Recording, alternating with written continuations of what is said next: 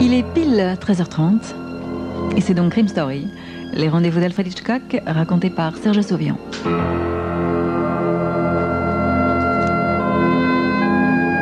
Aujourd'hui, adorable victime de Tsibbe Guilford.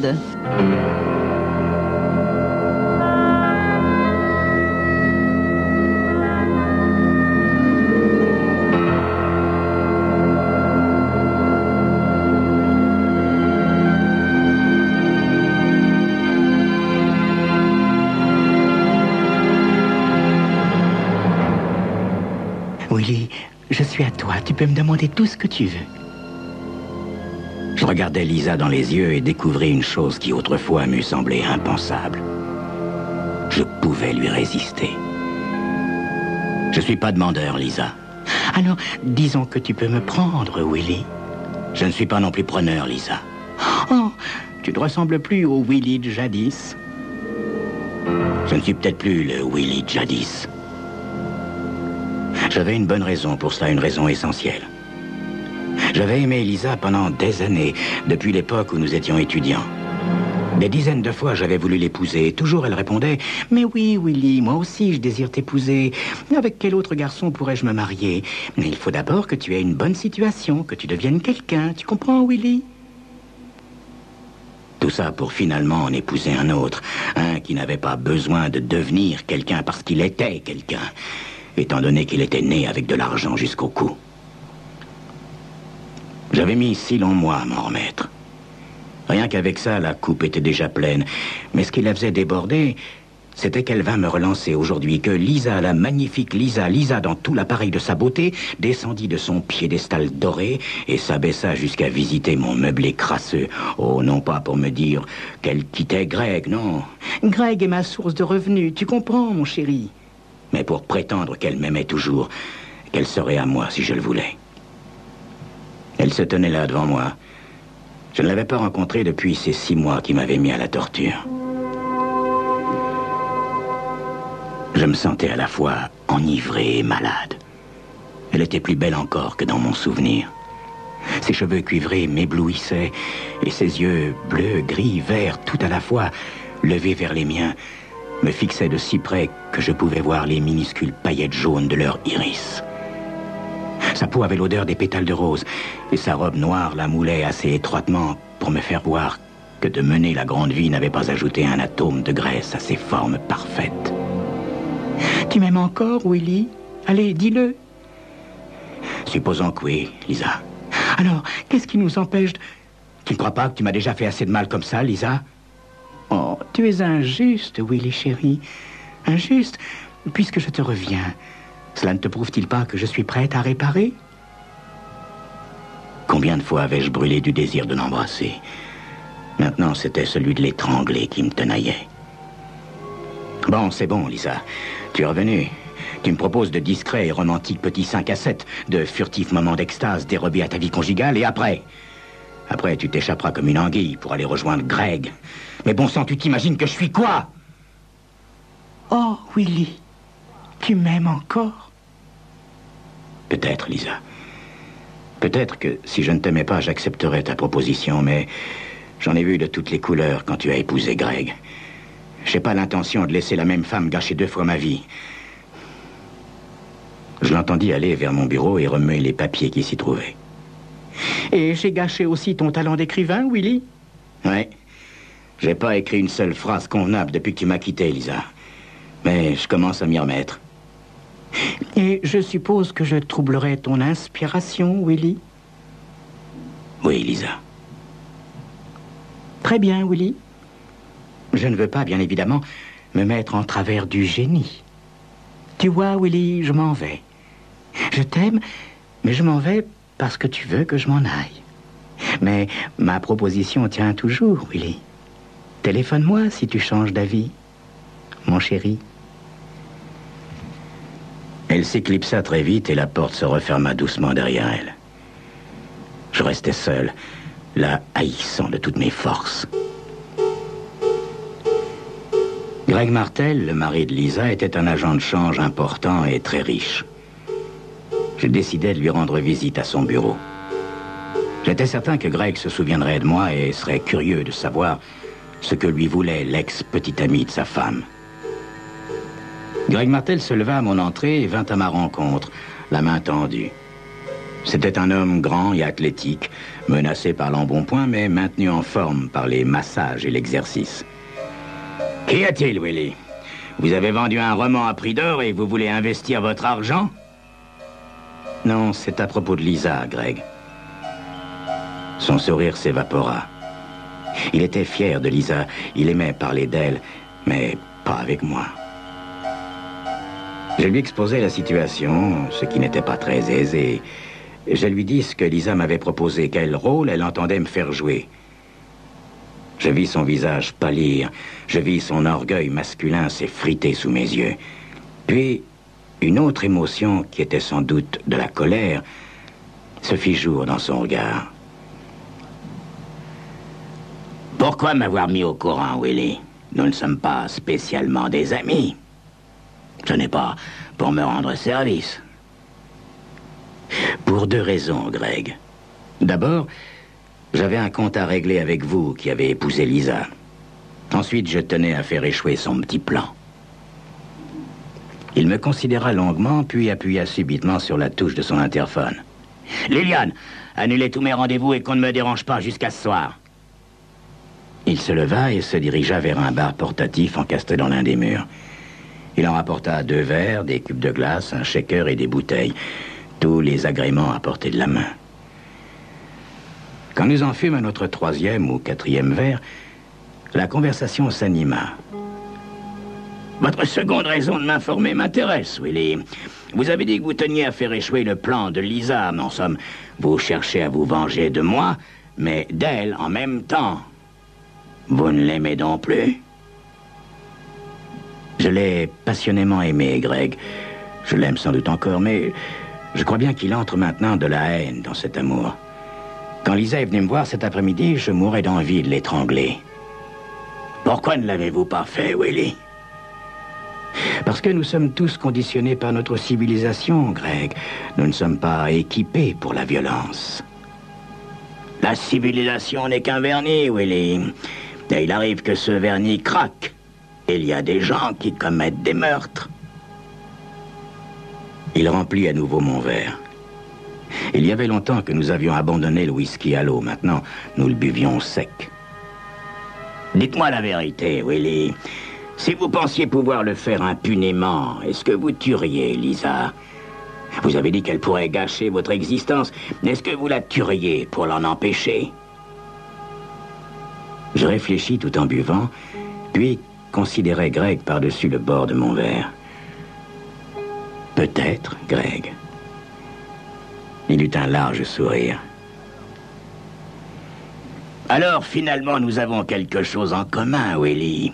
Mais je ne résoudrai pas votre problème en tuant Lisa à votre place, pas plus que je ne vous demanderai de me rendre le même service. Non, ce que nous pourrions faire, Willy, c'est former en quelque sorte une association. Ma gueule de bois dura toute la journée du lendemain, mais mon mal de crâne avait au moins un avantage. Il m'empêchait de penser. Quand on frappa à la porte, je ne me dérangeais pas du lit pour ouvrir. Je criais « Entrez ». Peut-être ne fus-je pas tellement surpris de voir Greg Martel pénétrer chez moi. Je me levai à peine sur un coude pour l'accueillir. Il s'assit dans un fauteuil, rasé de frais, le visage talqué, le regard vif. Ou bien il était meilleur buveur que moi, ou bien il récupérait plus vite. Il sourit un peu de voir mon état. « Vous avez eu le temps de réfléchir, Willy? Quelle décision avez-vous prise? » À quel sujet, Greg? Willy, je parle de notre association, bien sûr.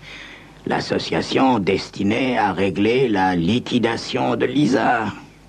Voyez-vous, Willy, si je tue Lisa moi-même, je serai immédiatement suspecté en tant que mari jaloux. Si c'est vous qui la tuez, vous serez l'amant éconduit qui se venge. Mais si nous agissons ensemble, qui irait penser qu'un mari et un amant aient pu s'épauler? Nous pourrions arranger un accident, par exemple. Chacun de nous fournirait un alibi à l'autre et notre culpabilité respective nous protégerait l'un de l'autre. Je fermai les yeux, pensant à Lisa. Je pouvais souhaiter sa mort, je pouvais même applaudir si Greg la tuait, mais commettre un meurtre, c'était autre chose. J'aurais peut-être pu le faire l'avant-veille, sous l'empire de la colère, mais là, à froid, c'était impossible. C'est une bonne idée, Greg, mais je n'en suis pas. C'est bon, Willie, dit-il après un instant de silence. Je pense que nous ne pourrons pas nous entendre, mais je vous préviens, Willie, je vais capituler. Je vais dire à Lisa que je sais qu'elle est allée vous voir et qu'elle peut faire ce qu'elle veut. Je n'ai pas du tout l'intention de lutter inutilement. Quoi? Vous allez lui dire qu'elle peut venir chez moi à sa guise sans que vous fassiez rien? Exactement, Willie. Mais je ne veux pas d'elle, Greg. Et je ne veux pas non plus vous la donner, Willie. Mais il n'y a qu'un seul moyen d'empêcher que cela se produise. Et ce moyen, vous n'en voulez pas. Greg, vous parliez d'arranger un accident. Vous avez une idée précise? Bien entendu, Willie. Bien entendu.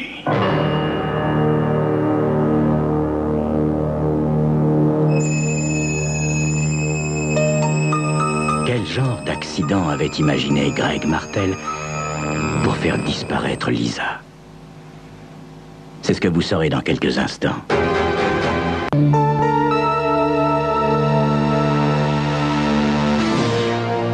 Nous procédâmes conformément au plan de Greg.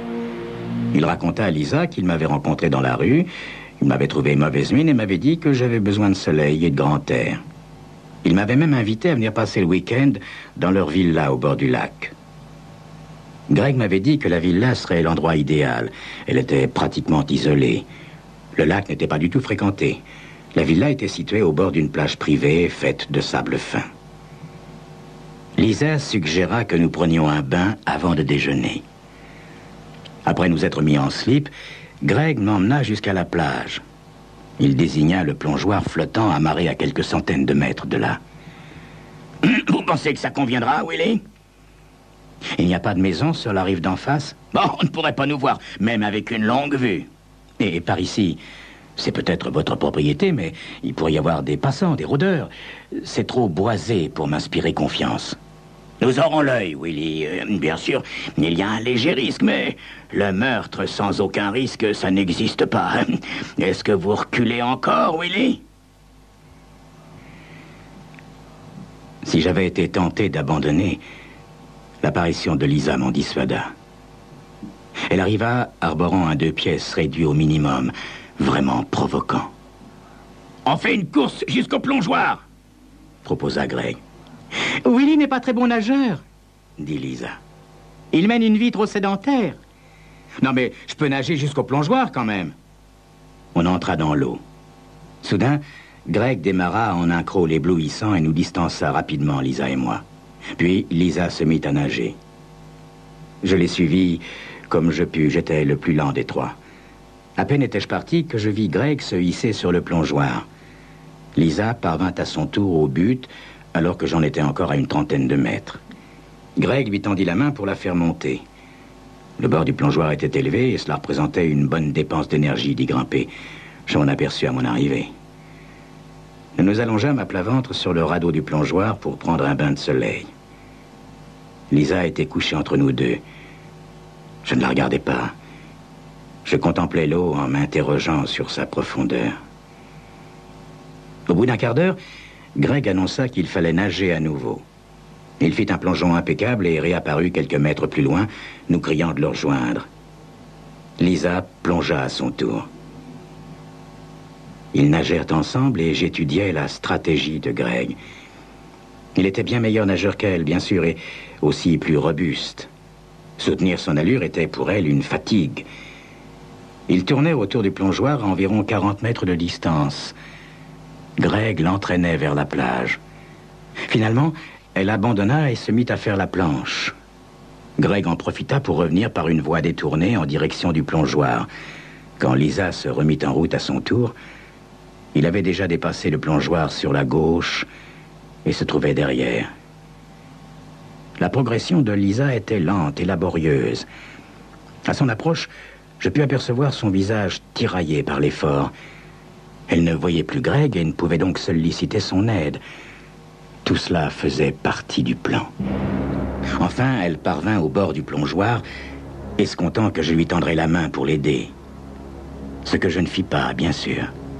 Désappointée, elle s'agrippa au rebord. Nos deux visages étaient tout proches. En riant, je frappai du poing ses doigts et lui fis lâcher prise. Elle s'enfonça dans l'eau et but la tasse. Quand sa tête réapparut, je riais toujours. Cela aussi faisait partie du plan. Que tout eût l'air d'une plaisanterie le plus longtemps possible, afin d'éviter des crises inutiles. Sa main s'accrocha une nouvelle fois au rebord, et encore une fois, je la fis retomber. Hors d'haleine, elle supplia « Oui, oui !» Elle gagna à l'autre côté du radeau et je la suivis. Il y avait de la colère dans ses yeux, mais toujours pas de soupçon. Quand elle eut dépassé le coin, sa main prit de nouveau appui sur le rebord. Mon coup de poing fut plus fort cette fois, mais elle tenait bon et cela ne la délogea pas. Je me penchai et fis pression sur sa tête. Elle se débattit et m'échappa. « Greg !» appela-t-elle. Mais ce n'était pas encore un cri de terreur. Greg lui répondit. Puis je vis son corps à 1 mètre environ sous la surface de l'eau, surgir de dessous le plongeoir comme un requin. Ses mains empoignèrent les jambes de Lisa et elle s'enfonça sous l'eau. Ce n'était pas vraiment un combat. Tout s'accomplissait comme un jeu, comme c'était convenu. Ce serait une noyade naturelle. Pas de traces de violence. Un accident. Quand elle se libéra et remonta à la surface pour aspirer l'air, il me semblait toutefois qu'elle avait compris la situation. Cette fois, ses yeux reflétaient de la peur. Mais elle était trop fatiguée. Elle décida d'essayer une fois de plus le plongeoir. Elle pataugea pour s'en approcher. Il y avait quelque chose de nouveau dans ses yeux. De l'humilité, du désespoir, de la terreur, et aussi comme une prière. Cette fois, je ne me servis pas de mon poing. Méthodiquement, je détachai ses doigts avec mes pouces, les repoussant au fur et à mesure. Elle retomba et j'appuyai de nouveau sur sa tête, la maintenant dans l'eau cette fois. Elle ne se débattait presque pas. Au lieu de m'échapper et de s'enfuir, elle s'agrippait à mon poignet de ses 2 mains pour tenter de m'entraîner dans l'eau, mais je tenais bon. La seule chose que je regrettais, c'est qu'elle ne put pas m'entendre rire. 1 minute après, elle serait morte si je n'avais pas été distrait de ma tâche. Et cette distraction provenait du rivage, d'un point lumineux situé entre ces arbres dont je m'étais méfié dès le début. C'était un bref reflet de soleil, comme renvoyé par un miroir. Mais ce n'était pas un miroir, j'en avais l'intuition, la certitude. Pas un miroir, mais le téléobjectif d'une caméra. Et derrière cette caméra, il devait y avoir un homme, embauché par Greg Martel sous le prétexte de filmer les ébats de sa femme avec un autre homme et d'apporter ainsi un flagrant délit d'adultère dans une action de divorce. Mais en réalité, pour enregistrer le meurtre commis par cet autre homme. Cela, tandis que Greg, insoupçonnable, nageait invisible quelque part sous l'eau et derrière le plongeoir. Un meurtre commis sans témoin et sans complice. En somme, Greg faisait d'une pierre 2 coups. Il supprimait l'épouse infidèle et éliminait par la même occasion le rival. Lisa dut éprouver la plus grande surprise de sa vie quand la main qui lui tenait la tête sous l'eau glissa soudain jusqu'à son bras pour commencer à la hisser jusqu'au plongeoir. Ce soir-là, Lisa avait mis un pantalon et un sweater, car elle était encore glacée par sa longue immersion. Elle était assise près du feu dans un coin du grand canapé. « Eh bien, parlons un peu !» dit soudain Greg. Il se tenait debout devant le feu, le visage en sueur, fumant nerveusement cigarette sur cigarette. As-tu l'intention de prévenir la police, Lisa? Je peux changer d'avis, Greg. Mais je ne pense pas le faire pour l'instant. Et pourquoi, Lisa? Demandai-je. Faiblesse féminine, Willy chéri. Aussi bizarre que cela puisse paraître, je me sens très flatté. Vous vous êtes donné tant de mal, vous avez pris tant de risques, tout cela pour l'amour de moi, car vous m'aimez tous les deux, j'en suis sûr. Elle cessa de me regarder et contempla le feu. L'éclat des flammes soulignait son profil. Mon Dieu, qu'elle était belle. Alors voilà, dit-elle. Vous êtes tous deux capables de meurtre, vous l'avez prouvé. Et Greg, notamment, a fait preuve d'une grande ingéniosité avec cette histoire de caméra et de tout le reste. Puis, elle ajouta, en nous regardant fixement, « Mais n'oubliez jamais, mes chéris, n'oubliez jamais que si l'un de vous tuait l'autre, le survivant me garderait pour toujours. » C'était sans doute cela, la vengeance de Lisa. Il est vraisemblable que vous lirez le dénouement de cette histoire dans les journaux, un de ces prochains jours. C'était Crime Story, les rendez-vous d'Alfred Hitchcock racontés par Serge Sauvion, aujourd'hui adorable victime de C.B. Guilford.